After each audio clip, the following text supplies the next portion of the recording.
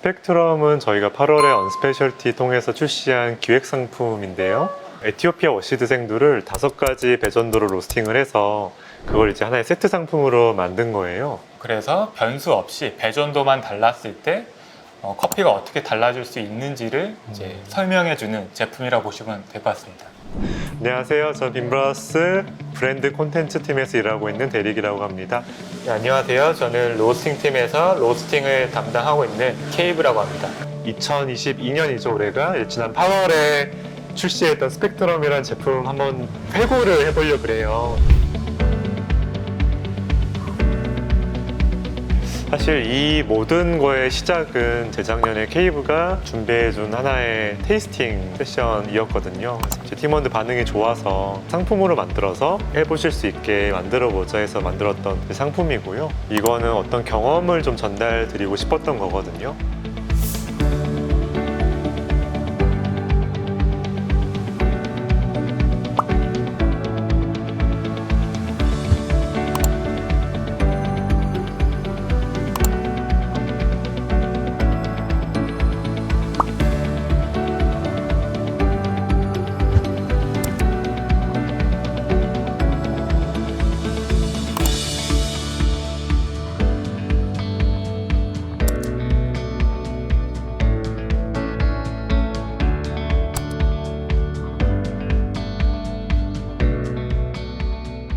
이제 패트릭과 케이브가 이걸 출시하기 위해서 어떤 고민을 하고 그 마주쳤던 문제를 어떻게 해결해 나갔는지에 대해서 좀 얘기를 드리려고 합니다. 일단 스펙트럼 제품 생산에 사용한 장비를 먼저 알려드릴게요. 로스터기는 로링 S35 모델을 사용을 했고요. 그리고 시나 빈프로라고 생두의 수분 함량, 원두의 수분 함량을 측정할 수 있는 기기를 사용을 했고, 그리고 원두의 컬러를 측정을 하기 위해서 컬러 트랩 장비를 사용을 했습니다. 그리고 로스팅 데이터를 실시간으로 기록을 하기 위해서 크롭스터도 같이 사용을 했습니다. 케이브 이 로스팅 파트는 저도 사실 좀 궁금한 점들이 있었어서 네네. 그래서 일단 기본적으로 아까 이제 로링으로 작업한 거 얘기해 주셨는데 그런 기본 세팅 값들을 어떻게 설정을 하셨나요? 기본 세팅이요. 네. 일단 배치 사이즈는 저희가 예상하고 있는 이제 판매 수량에 맞춰서 이제 계획을 하게 됐고요. 네. 그게 10kg였고 이제 투입 온도는 이제 배치 사이즈와 이제 연관이 돼 있는데 저희가 네. 170도로 설정을 했어요. 네. 사실 로링 같은 경우는 대류의 머신이어서 배치 사이즈가 충분하면 훨씬 더 높은 온도로 투입을 해야 되거든요. 네. 근데 배치 사이즈가 작다 보니까 좀 온도를 낮추게 됐습니다. 뭐 화력은 어떻게 하셨는지? 화력은 네. 일단 시작 화력을 저희가 45%로 가져갔어요. 네. 근데 이 시작 화력을 정하는 기준이 로스팅 속도랑 이제 관련이 있거든요. 네.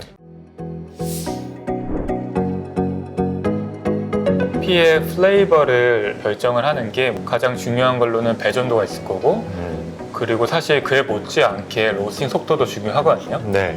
동일한 배전도로 생산을 하더라도 로스팅을 천천히 했을 때랑 빠르게 진행을 했을 때랑 뉘앙스에서 굉장히 차이가 있어요.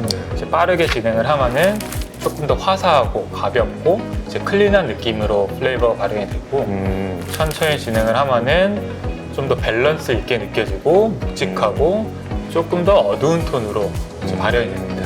근데 저희가 생각을 해봤을 때 에티오피아 고티티 커피는 화사하고 클린하고 가벼운 느낌이 네. 더 잘 어울리는 것 같아서 속도를 좀 빠르게 설정을 했습니다.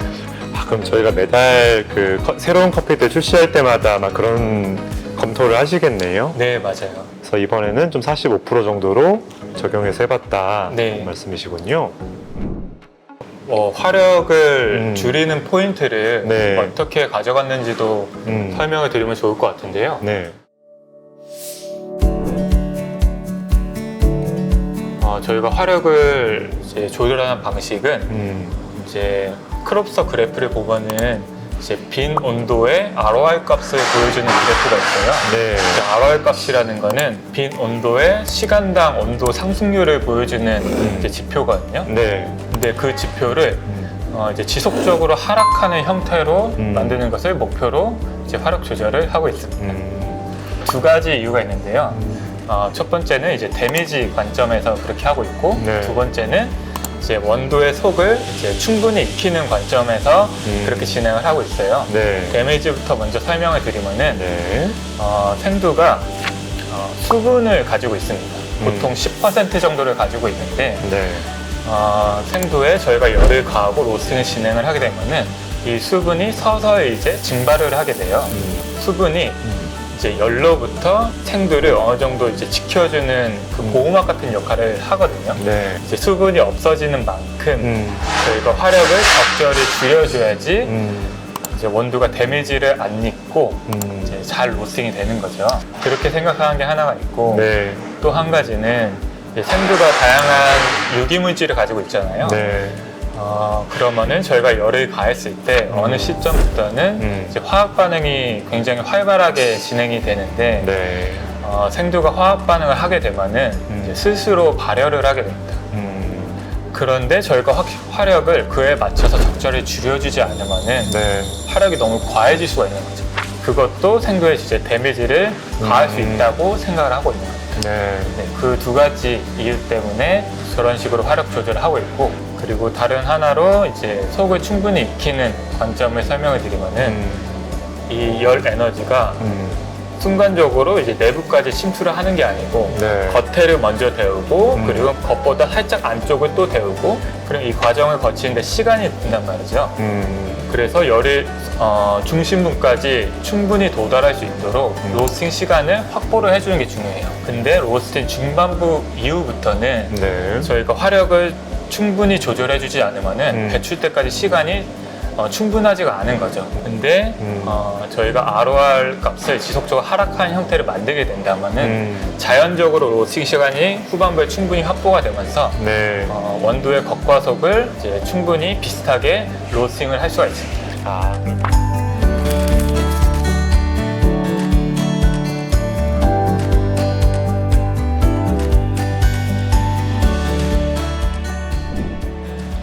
또 로스팅 혹시 좀 염두에 두셨던 점들이 있을까요? 그 워터 퀸치 기능을 네. 이제 먼저 설명을 해드리는 게 좋을 것 같은데요. 네.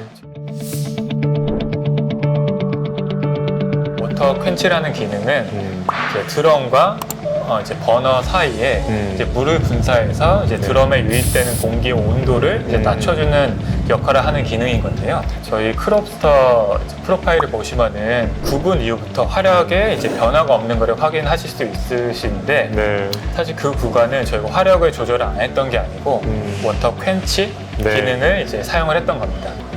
이걸 왜 썼냐면은 네. 로링이 시스템상 화력을 20% 이하로 못 낮추게 돼 있어요. 근데 이제 생두는 계속 발열을 하니까 네. 로스팅을 하면 할수록 화력을 지속적으로 계속 줄여줘야 되는데 저희가 화력을 더 낮출 수 없는 시점까지 오게 된 거죠. 네. 그래서 이제 워터 펀치 기능을 사용을 또 해서 워터 캔치 기능을 사용하셨군요. 네네.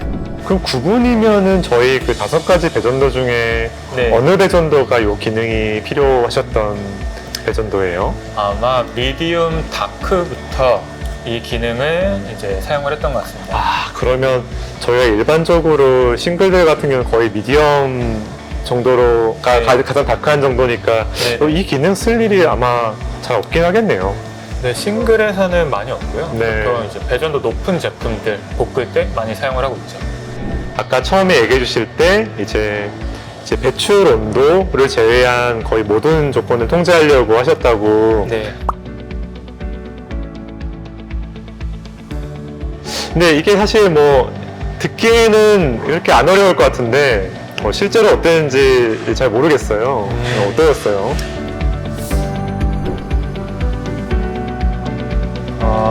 배출 포인트를 잡는 게 네. 사실 굉장히 어려웠습니다. 그래서 스펙트럼 세트를 준비를 할 때 너무 막막한 거예요.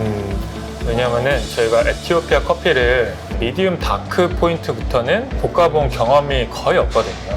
사실 그 로스팅을 하면서 네. 뭔가 색상이나 뭔가 그 냄새나 이런 걸로 배전도가 어느 정도 될지는 확인을 할 수 있는데 네. 저희는 배전도를 굉장히 잘 맞춰야 되잖아요. 너무 벌어져도 안 되고 너무 붙어도 안 된단 말이죠. 그래서 어떻게 할까 고민을 많이 봤는데 이제 패트릭 로스터랑 이렇게 논의를 해보니까 그러면은 우리 테스트용으로 남겨둔 생두가 있으니까 그 생두로 테스트를 해보자. 네. 이런 의견을 제시를 해주셨어요. 그래서 저희가 실제로 이제 2번의 연습 과정을 거치게 됐고요. 그 전에 테스트 했던 것까지 합치면은 한 100kg 정도 쓴 것 같아요. 과정이 아니고 정말로. 네, 그 80kg의 생두로 연습을 2번을 진행을 했고, 네. 그 2번 진행한 이제 프로파일들을 제가 쫙 정리를 해보니까 네. 다행히도 경향성을 하나 발견을 할 수가 있었습니다. 배전 정도가 높아질수록 동일한 조건으로 온도나 로스팅 시간을 늘렸을 때 배전 정도가 더 적게 증가하더라고요. 예를 들어서 저희가 라이트 배전도에서 미디움 라이트 배전도 가는 구간에서는 네. 배출 온도를 1도 늘릴 때마다 뭐 유기물 손실률이 뭐 0.5% 증가를 했다고 가정을 해볼게요. 네. 그러면은 미디움 다크에서 다크 갈 때는 똑같이 1도를 올렸어도 유기물 손실률이 뭐 0.25% 정도만 네. 이제 증가를 하는 거죠. 네. 총 3번 저희가 데이터를 이제 정리를 했었는데 네. 3가지 경우에서 모두 같은 경향성을 보이더라고요. 저희가 이런 경향성을 알았으니까 이것을 어떻게 활용을 했냐면은 일단 저희가 라이트 배전도부터 미디움 배전도까지는 이제 볶아본 경험이 이제 많으니까 이런 설계가 사실 필요하진 않아요. 네. 그래서 그 배전도까지는 저희가 이제 가지고 있는 경험을 토대로 이제 설계를 진행을 했고요. 미디움 배전도 다음부터가 문제인 거잖아요. 이때부터는 이제 저희가 이번 테스트를 통해서 알게 된 네. 그 경향성을 이제 적용을 한 겁니다. 사실 저처럼 이렇게 결과물만 맛보게 되면 이런 과정들을 이제 모르게 되거든요. 그래서 그냥 뭐 배전도 5개 하면 되지 않을까? 막 약간 이런 기획 단계에서 그런 간단한 컨셉인데 이제 이거를 실제적으로 저희가 엄밀하게 구분해서 이제 실현하기까지는 사실 이런 고민들과 테스트 과정들 되게 필요했고 네. 그게 유효했던 것 같습니다. 저희 저번에 안스타 라이브 할 때 네. 이제 끝날 무렵에 시청하시던 분들이 이제 한 번 더 했으면 좋겠다 말씀을 해주셨잖아요. 네. 그거에 대해서 어떻게 생각하세요? 뭐 해도 좋을 것 같습니다. 패트릭이 또 하고 싶어 하시는 것 같더라고요. 그래요? 예상치 못한.